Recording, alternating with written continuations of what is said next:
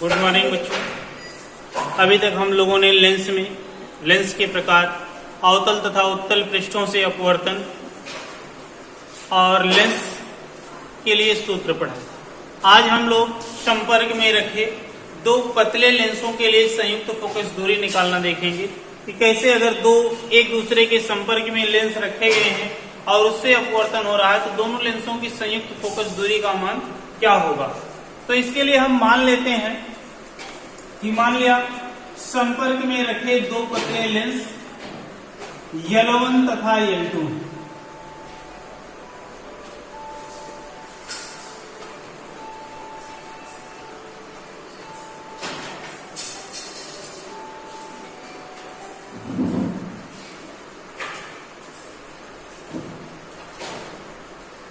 एक L1 है दूसरा L2 है, दोनों एक ही अक्ष पर स्थित हैं, माने दोनों के अक्ष क्या है, समान है तथा इनकी फोकस दूरियां F1 तथा F2। ठीक है, माना दो लेंस L1 तथा L2 समक्ष रखे गए हैं जिनकी फोकस दूरियां F1 तथा F2। लेंस L1 के सम्मुख कोई बिंदु वस्तु O है जिससे चलने वाली प्रकाश किरण पहले लेंस से अपवर्तन के पश्चात मुख्य अक्ष के बिंदु I डैश पर मिलती है।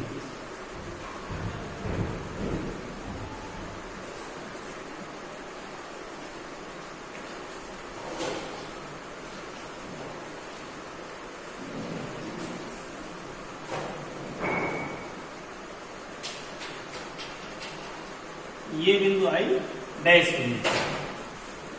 यदि देखिए यहां यदि दूसरा लेंस नहीं है तो दूसरा लेंस न हो तो इसके लिए पहले लेंस से अपवर्तन के पश्चात इसका प्रतिबिंब कहां बनेगा, बिंदु I डैश पर।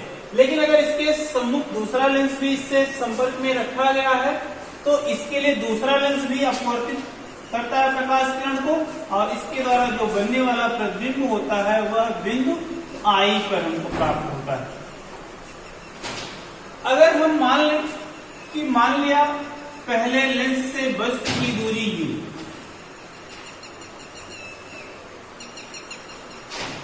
तथा इसके द्वारा पहले लेंस द्वारा बनने वाले प्रतिबिंब की दूरी जो है वह V डैश तथा संयुक्त लेंसों द्वारा बने प्रतिबिंब की दूरी V।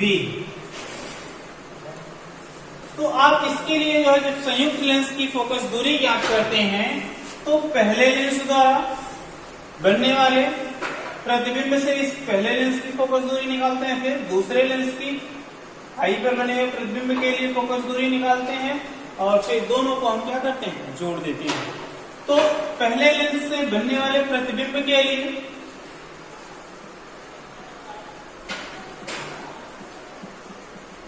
तो पहले लेंस के लिए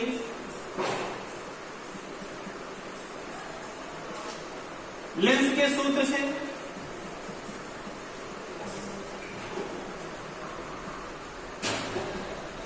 तो लेंस का सूत्र आपको बताया गया था कि लेंस का सूत्र क्या, 1/v - 1/u बराबर 1/f लेंस का फार्मूला।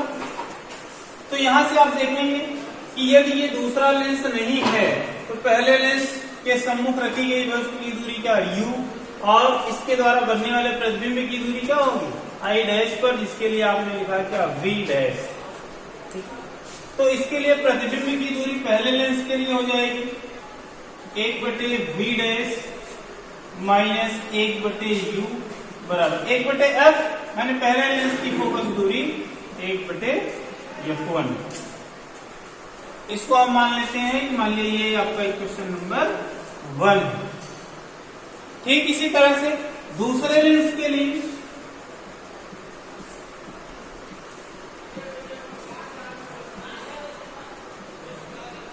अब देखिए दूसरे लेंस के लिए जब हम प्रयोग करेंगे तो अब देखिए दूसरे लेंस के लिए ये जो बिंदु I डैश पर बना हुआ प्रतिबिंब है पहले लेंस से। यह दूसरे लेंस के लिए वस्तु का कार्य करता है और जिसका प्रतिबिंब किस पर बनता है, बिंदु आई पर बनता है। अर्थात अगर ये पहला लेंस दूसरा लेंस नहीं था तो पहले लेंस द्वारा प्रतिबिंब आई डैश पर बनता है, और अगर दूसरा लेंस रख देते हैं जिसका प्रतिबिंब क्या है, बिंदु आई पर बनता है। तो इसके लिए जो है दूसरे लेंस के लिए पुनः लेंस के सूत्र से इसे उपयोग करके जो है हम देखेंगे, इसके लिए 1/v ना, v का मान क्या, v के इक्वल है, तो ये हो जाएगा कितना, प्रतिबिंब की दूरी v, 1/v minus 1/u, u माने क्या, पहले लेंस द्वारा प्रतिबिंब की दूरी ही दूसरे लेंस के लिए वस्तु का कार्य करती है, तो वस्तु की दूरी क्या हो जाएगी, 1/v dash is equal to 1/f, f माने क्या, दूसरे लेंस की फोकस दूरी, हो जाएगी क्या, 1/f2।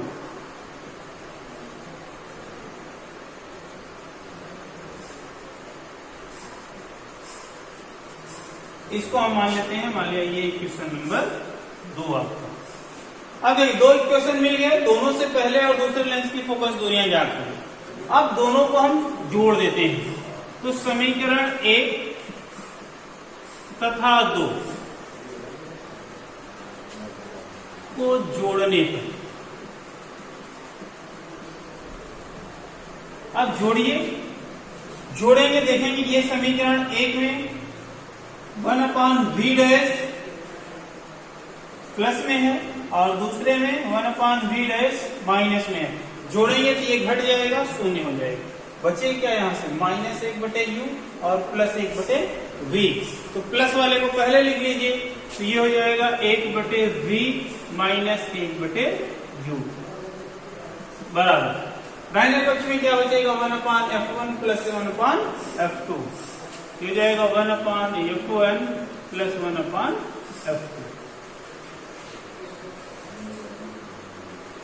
ठीक है, इसको हम मान लेते हैं, ये आपका मान लिया क्वेश्चन नंबर 3।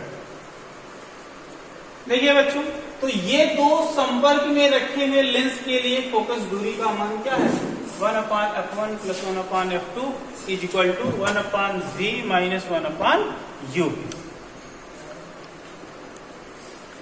अब देखिए, यदि इन दोनों लेंसों के स्थान पर हम कोई एक ऐसा लेंस रख दें कि जिससे बिंदु वस्तु O पर रखी वस्तु का प्रतिबिंब हमको I पर बने, I पर प्राप्त हो, तो इसके लिए जो है हम उस लेंस की फोकस दूरी अगर कह दें f है, तो आप लिख सकते हो क्या कि 1/f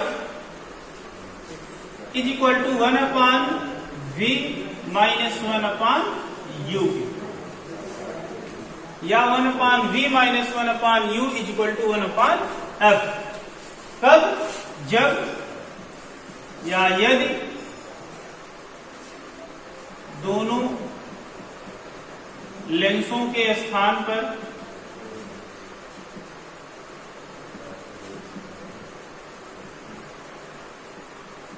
कोई ऐसा लेंस रखा है जिसकी फोकस दूरी है,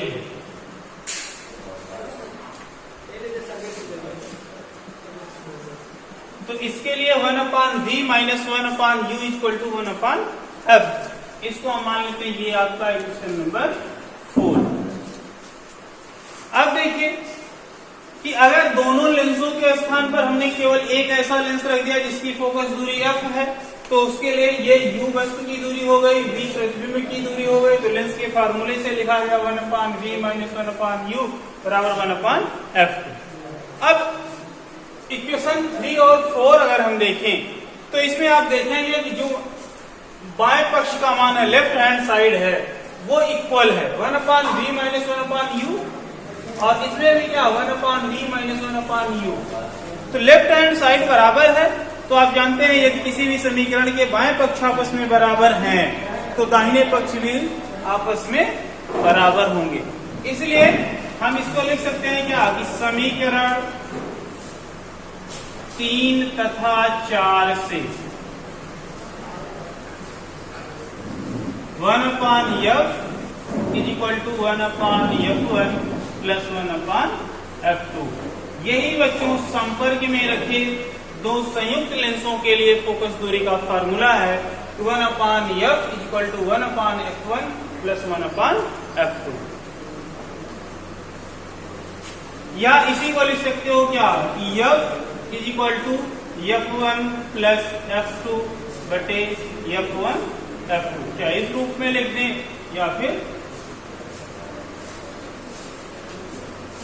यदि अगर हम ये कहें कि जो संपर्क में रखे गए दो लेंस हैं इसमें से एक उत्तल है दूसरा और हम ये कहें कि दोनों उत्तल लेंसों में से या दोनों उत्तल लेंस न होकर के एक उत्तल लेंस है दूसरा अवतल लेंस रखा गया है, तो आप जानते हैं कि उत्तल लेंस के लिए फोकस दूरी का मान धनात्मक होता है जबकि अवतल लेंस के लिए फोकस दूरी का मान ऋणात्मक होता है। तो इससे अगर हम इस फार्मूले में वैल्यू पुट करें ना, इसमें अगर वैल्यू पुट करें तो एक उत्तल है दूसरा अवतल है, इसके लिए जो है फोकस दूरी f का मान हो जाएगा 1/f is equal to 1/f1। माने ये जो आपका उत्तल लेंस है और दूसरा लेंस क्या है, ये अवतल लेंस रखा गया है बगल में, तो 1/f1 ये हो जाएगा 1 माइनस 1/f2। या इसको आप सरल करोगे ये हो जाएगा क्या, ये इक्वल टू लिख सकते हो f2 माइनस f1 बटे f1 f2 ना, और या इसी को लेते हो f is equal to f1 f2 बटे f2 माइनस। अब देखिए यहां से कंडीशन बनती है कि यदि f1 is greater than f2 अर्थात f1 का मान f2 से अधिक है, तो यहां से आप देखेंगे अगर f1 का मान f2 से अधिक है तो चिन्ह क्या मिलेगा, ऋणात्मक मिलेगा, f1 का मान अधिक रहेगा, तो इसलिए यह जो संयोजन होगा यह या इसकी जो संयुक्त फोकस दूरी होगी यह आपको ऋणात्मक मिलेगी।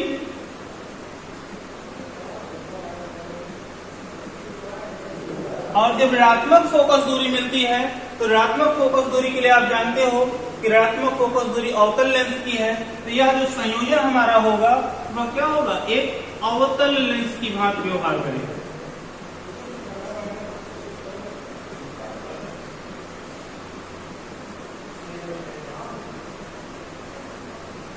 ठीक है, तो यह जो है अवतल लेंस की भांति व्यवहार करेगा। और अगर ये कहा जाए कि f1 is less than f2, f2 से f1 की वैल्यू कम है, तो यहाँ पर ये जो वैल्यू मिलेगी ये क्या मिलेगी, धनात्मक होगी। और तब ये जो संयोजन होगा तब हमारा फोकस दूरी का मान जब धनात्मक मिलेगा, तो फोकस दूरी अगर धनात्मक मिल रही है तो यह कैसा व्यवहार करेगा, उत्तल लेंस की भांति व्यवहार करेगा।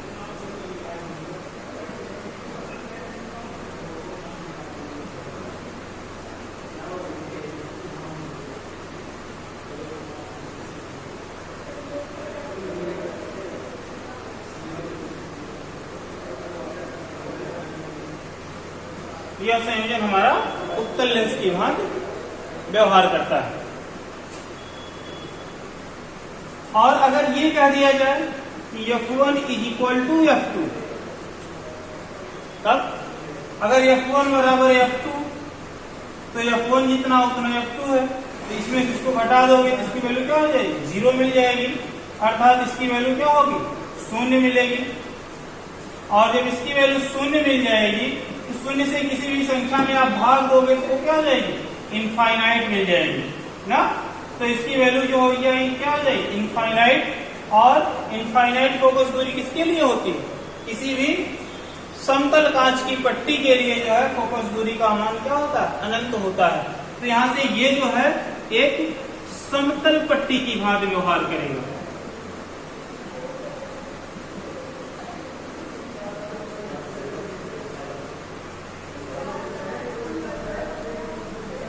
तो जो संयोजन होगा हमारा संयुक्त लेंसों का वह जो है एक समतल पट्टी की भांति व्यवहार करेगा।